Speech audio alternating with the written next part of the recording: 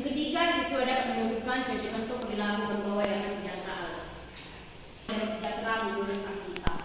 Menurut Alkitab, damai sejahtera yaitu kedamaian yang datang dari Tuhan, bukan sekedar dari bebas dari masalah, tetapi juga penuh dengan ketenangan, hati yang tenang dan penuh kegembiraan meskipun dalam kesulitan.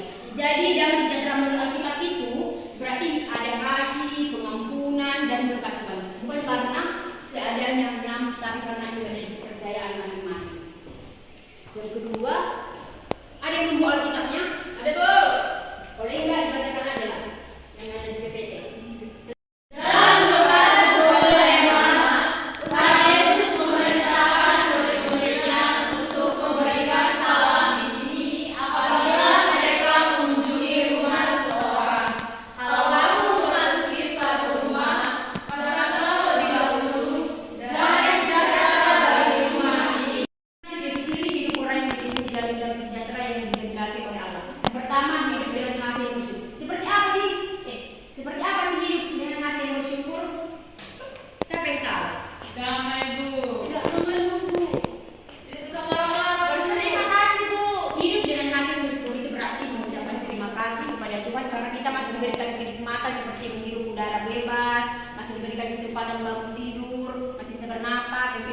Memiliki relasi yang baik dengan Allah. Siapa sini yang memiliki relasi yang baik dengan Allah? Contoh yang bisa kita dilakukan dengan sesama. Siapa sini yang ada relasinya? Lili kayaknya. Lili pula ada yang punya relasi sini ya. Memiliki kawannya. Apa relasi? Relasi memiliki banyak teman di mana-mana pun. Banyak banyak sosialnya.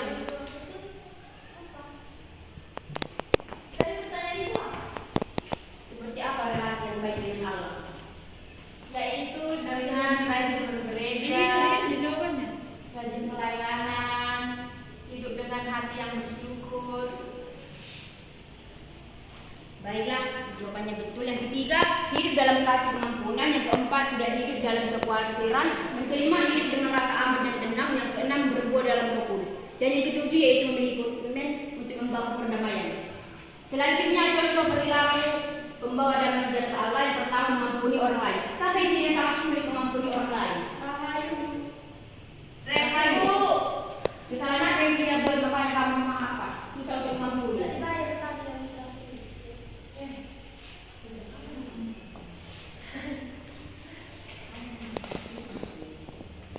Jadi kalian begitu ya? Ya, Bu. Biar sedikit mau mengampuni kesalahannya. Yang kedua ada mendamaikan konflik. Sampai sini kalau ada orang yang berkelahi tidak mau mendamaikan itu, malah memusuhi.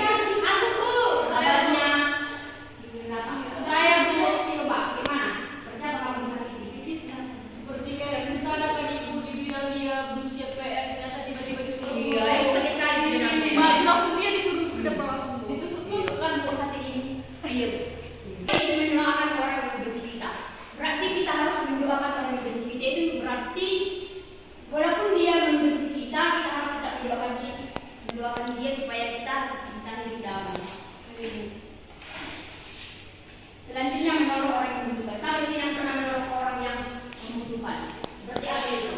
Kita tadi Bu, ada orang yang pinjamkan apa? Yang lain coba remember.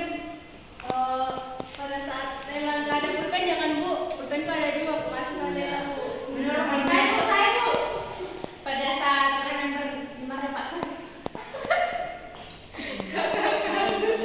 Berarti menolong orang yang membutuhkan itu juga bisa membantu orang tua yang sedih kasih.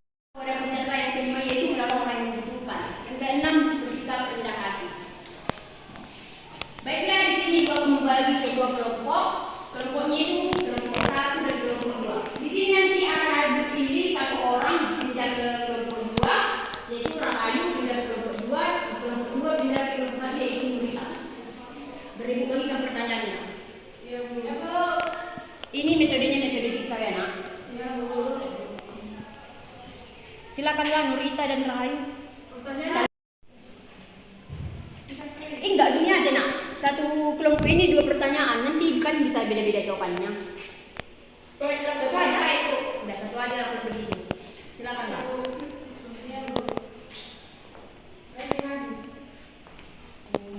Bisa nih kalian tengok kan? Bisa bu. Nomor 2 di kita kan. Silakanlah diskusi.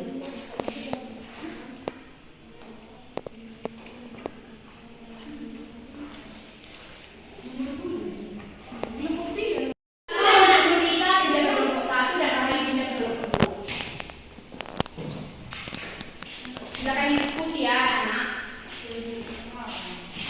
Nanti juga ibu akan pilih salah satu dari kelompok untuk membacakan hasil diskusinya. Satu ke depan.